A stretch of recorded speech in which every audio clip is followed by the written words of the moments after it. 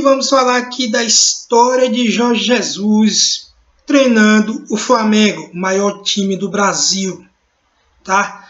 Antes de mais nada, eu peço que você se inscreva se ainda não for inscrito, curte aí se gostar do conteúdo, dá aquela forcinha pro canal e vamos lá. Há muito tempo aí, desde que Jorge Jesus teve sucesso aí no Flamengo, ganhou Libertadores, ganhou Brasileiro, colocou o time para jogar de maneira ofensiva, né, estilo futebol europeu de alta qualidade, não é falar futebol europeu e qualquer futebol, não. Futebol europeu de alta qualidade, entendeu? E aí tem gente que ainda torce o nariz, fala que o Jorge Jesus não é o maior técnico do Flamengo, que tinha o Cláudio Coutinho, que tem o Carlinhos. Pô, assim, pô, Cláudio Coutinho tem sim sua história, ele que armou aquele time, campeão de tudo, né, em 81, tudo não, né, faltou brasileiro, mas enfim, aquela geração toda ali, né. Aí falando do Carpegiani, o que Carpegiani fez pelo Flamengo como técnico, pelo amor de Deus, bicho. Pô, o Carpegiani assumiu depois que o Coutinho infelizmente faleceu, e pô, ele pegou o trabalho já pronto ali, só entregou o colete. O que tentam acusar o Jesus, né? Falam que o Jesus é entregador de colete, é o que o Carpegiani foi, pô. Isso é porque os caras não aguentam que um técnico estrangeiro veio aqui e mostrou como se deve treinar um time de futebol. O Brasil nunca foi grande coisa em treinador de futebol, tá? Nunca foi. E não querem admitir isso aí. Eu não estou dizendo que nunca existiu técnico bom no Brasil, porque do jeito que as pessoas são sensacionalistas, né? Pro lado ruim para criticar, vão dizer que eu disse isso aqui. Eu não estou falando isso, eu estou falando que, no geral, não é uma grande escola de técnico de futebol. Tanto é que poucos técnicos do Brasil vão para a Europa, né? Aí vão falar, mas a Europa é que manda. A Europa é o grande centro do futebol mundial. E ponto. Se você não está na Europa, você é segundo escalão. Ponto. Você pode ser uma grande coisa no segundo escalão? Pode. Mas é segundo escalão, não deixa de ser. E é isso. Entendeu? Você vê que o Luxemburgo foi treinar o Real Madrid, um dos maiores técnicos da história, se não o maior técnico da história do futebol brasileiro, não que eu nem considero que ele, Luxemburgo, não conseguiu fazer um grande trabalho. Não, os jogadores lá não respeitaram, queimaram totalmente ali o cara, fritaram o cara lá, né? Mas não conseguiu fazer um trabalho. O trabalho do técnico é também ser gestor de pessoas. Não adianta você só entender de futebol e de tática. Tem que ser um grande gestor de futebol. E a gente sabe que essa não é uma dos pontos fortes do Luxemburgo. Ele é um cara que ele tem problemas. Quando ele passou no Flamengo, eu me lembro de notícia de que ele jogava o colete no chão, ao invés de dar na mão do jogador, essas coisas todas. Então, um cara que tem problemas com o elenco. Culpa dele. Se o elenco lá não respeitou, ele não foi um grande gestor de pessoas ali. Certo? Como, por exemplo, o Abel Braga, que eu não curto como treinador de futebol, taticamente falando, é um baita de um gestor de pessoas. O cara é incrível. Nessa parte não tem o que falar mal do Abelão. O cara é incrível. Todo lugar que vai, os jogadores amam ele como se fosse um pai, entendeu? Mas taticamente eu não gosto. Não gosto. Tem quem gosta, beleza. Né? Aí as pessoas falam que o Abel teria feito o mesmo se tivesse recebido Gerson, Mari, Felipe Luiz, Rafinha, blá blá blá. Pô, pra começo de conversa, a Arrascaeta era banco na mão do Abel. Era banco eterno. Parecia que o Abel queria fazer de tudo para fritar o Arrascaeta e tirar o Arrascaeta de lá, cara. O Abel não utilizava o Arrascaeta, né? E a gente sabe por quê. Não pediu o Arrascaeta, acho que com certeza ali ele ficou com raiva, né? Pô, eu não pedi, os caras estão me dando. Só dele não querer o Arrascaeta já é uma coisa que, pô, não dá pra. Não dá, né? Não dá.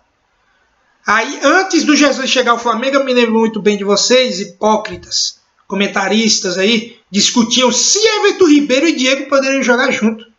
O que é uma piada, essa discussão é uma piada. Vocês estão de brincadeira com a minha cara, discutir se o Diego e o Everton Ribeiro podem jogar juntos, como se fosse a coisa mais ofensiva do mundo, jogar os dois juntos. Aí vem o Jesus, coloca Everton Ribeiro, Arrascaeta, Bruno Henrique, Gabigol, praticamente 4 atacantes, certo? E ainda a dupla de volantes com Gerson, que surgiu como atacante, é um cara muito ofensivo, e Arão, que nunca foi cabeça de área antes do Jesus. Era um segundo volante, um volante mais ofensivo, estilo Paulinho, que chegava na área para meter gol, né, de surpresa. E olha como o cara jogou. Com Rafinha, que é um lateral extremamente ofensivo, Felipe Luiz, que tem características boas, sim, ofensivo, só que a maior parte da carreira foi um lateral defensivo, devido ao seu treinador Simeone, no Atlético de Madrid, que para mim é o melhor técnico que eu já vi em questão de armar a defesa. E aí ele se adaptou àquilo ali, mas é um cara tecnicamente muito bom. Um lateral completamente diferente do que a gente está acostumado, um cara que avança mais pelo meio, ao invés de avançar pela ponta e para cruzar, né, em velocidade. Ele é aquele cara que quando ataca pelo meio, como se fosse um volante. Inclusive, acho até que ele se daria muito bem como volante, mas como a gente tem Gerson e Arão, não precisa fazer isso aí, né? Mas caso o Flamengo venha a perder um dos dois por lesão ou até mesmo por venda, daria sim para colocar o René, que é um baita de um lateral esquerdo, para mim o melhor lateral do Brasil, quando se tira o Felipe Luiz, é o reserva do Flamengo, lateral esquerdo René. Não à toa já ganhou o prêmio de melhor lateral do Brasileirão, acho que em 2018, não me lembro direito, acho que 2018, né?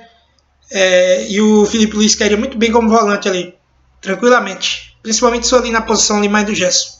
Enfim, o Abel jamais usaria Arão e Gerson como dupla de volantes, jamais. Se ele não usava Arrascaeta junto com Everton Ribeiro em campo, ele não iria fazer essa dupla de volante nem a pau. O Abel tem o estilo de colocar ali o cabeça de área, aquele cara mais carregador de piano, e um segundo volante, meio a meio, carregador de piano e que sabe jogar.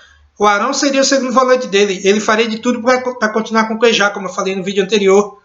Não conseguindo, colocaria o Pires da Mota, Hugo Moura, alguém ali na cabeça de área. Mas ele não iria jogar com Gerson e Arão. Eu não sei nem se o Gerson iria para o Flamengo com ele no comando, né? Muito menos jogar com praticamente 4 atacantes, que assim, Arrascaeta e Everton Ribeiro são dois caras que atuam pela ponta direita e ponta esquerda, no meio, meia direita e meia esquerda, cortando para dentro, fazendo ali a armação do jogo, fazendo o jogo andar, mas também são dois caras que chegam muito forte ao ataque, como pontas mesmo, e muitas vezes entram na área. O Everton Ribeiro nem tanto, mas a Arrascaeta sempre está dentro da área ali como centroavante, cara. Quando o Flamengo está atacando pelo lado direito, a Arrascaeta entra na área, cara. E aí o Flamengo acaba ficando com 3 centroavantes, o Gabigol, o Bruno Henrique e o Arrascaeta, sempre que o Flamengo ataca pelo lado direito. Às vezes a Arrascaeta sai um pouco para fazer ali uma tabelinha, mas quando está pelo lado direito, geralmente esses 3 entram na área. Nunca jogaria assim com o Abel. Primeiro que não teria nem perto dessa escalação, e segundo que o jeito de jogar nunca seria isso. Nunca seria esse. O Flamengo jogou o Campeonato Carioca, para um campeonato mais fraco que o Carioca, com o Abel, e não jogou nem perto do que o Jesus jogou em Libertadores e Brasileiro, cara. Aí falam que é porque o Abel era falta de peça, mas beleza que era falta de peça, vamos supor que era isso. Mas por que não jogou assim no Carioca, que só tem time fraco? Nem adversário dos grandes rivais do Flamengo são fortes.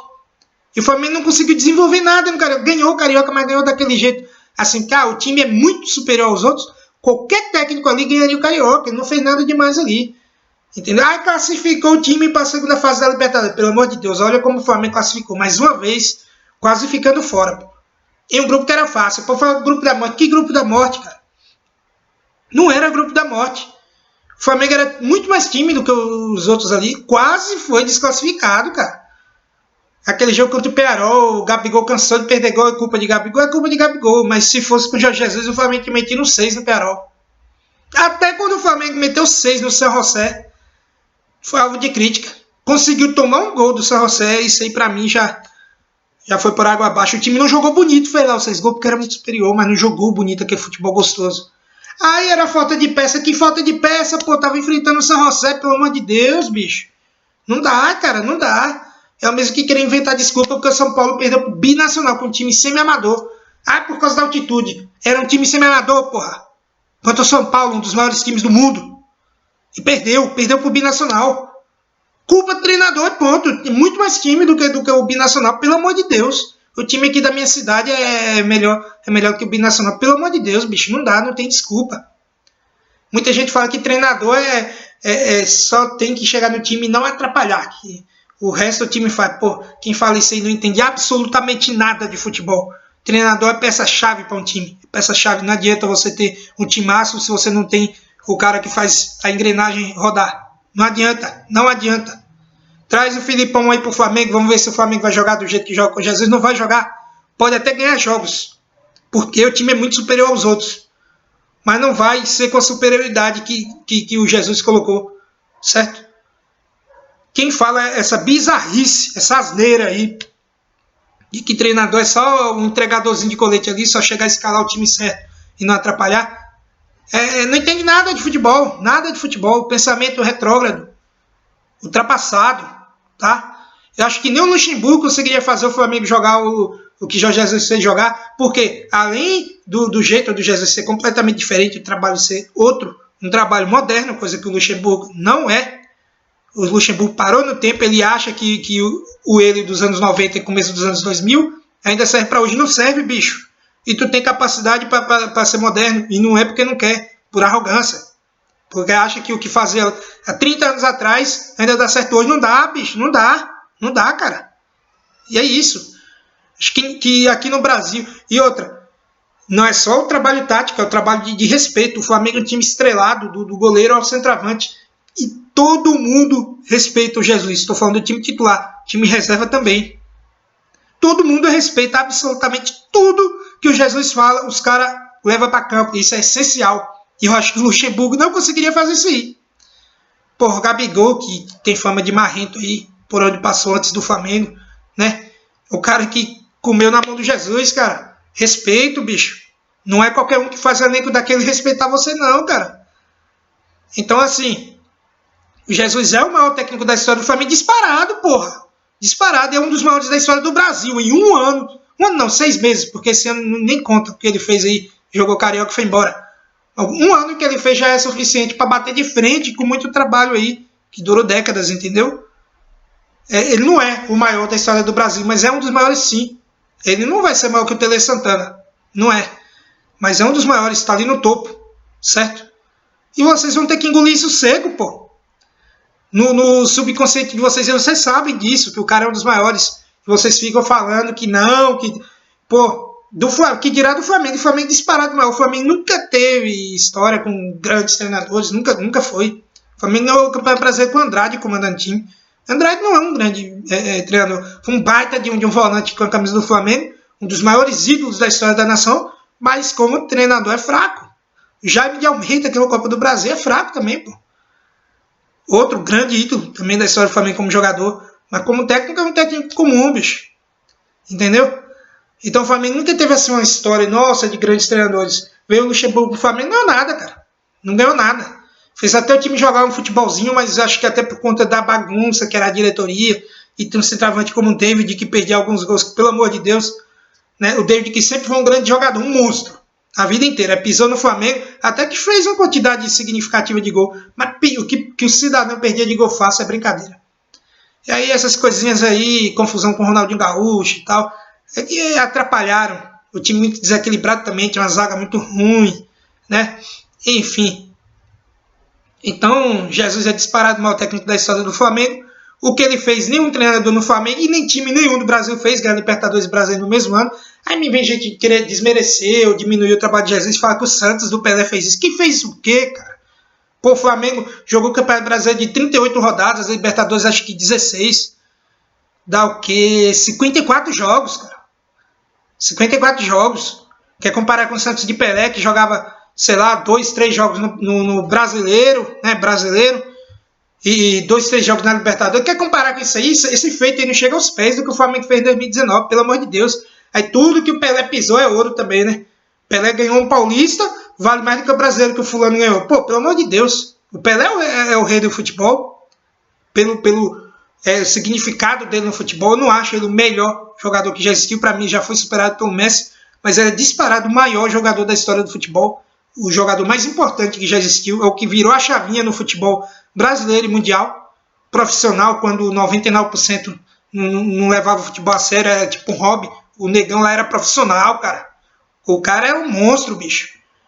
O Pelé, eu arrisco dizer que tinha o preparo físico do Cristiano Ronaldo hoje, cara. O Pelé, anos 50, final dos anos 50, 60 e 70, era um cara dos anos 2020 atuando lá, cara. Então não tô desmerecendo o Pelé, não. Pra mim, ele é o segundo melhor jogador da história. Acho que o Messi superou, né? Só que ele ainda é o segundo, mesmo passando tanto tempo. É um cara moderníssimo para a época, diferenciado, tanto fisicamente quanto tecnicamente. Um deus. Acho que foi superado pelo Messi, não viu o Pelé jogar, obviamente, mas pelo que a gente vê em vídeo, o cara era um deus. Muito acima da sua época. Muito acima da sua época. Enfim. Mas, pô, não pode chegar a querer validar gols amistosos do Pelé e dos outros, não. Né? Colocar esse campeonato brasileiro do Pelé, querer comparar com o que é hoje, não dá pra comparar, não, cara. O feito do Flamengo foi infinitamente superior. Não dá pra comparar e ponto. Né? E é isso. Jesus, maior técnico da história do Flamengo, disparado. Um dos maiores da história do futebol brasileiro. O cara impactou o futebol brasileiro. E aí me vem craque Neto aí querer falar que Abel faria igual, que o Flamengo sacaneou o Abel. Queria entender onde que o Flamengo sacaneou o Abel. Né? Fala que o Mano tem o Mano Menezes, tem o Filipão. Pá, pelo amor de Deus, pô. Esses caras não fariam o Flamengo jogar isso aqui, ó, do que jogou com Jesus. Tá? Para de falar asneira, bicho. Eu não sei como esses caras têm emprego e são considerados uns deuses no comentário de futebol. Ah, pelo amor de Deus, assim não dá. Valeu, curte o canal, se gostar do conteúdo, se inscreve se ainda não foi inscrito e até a próxima.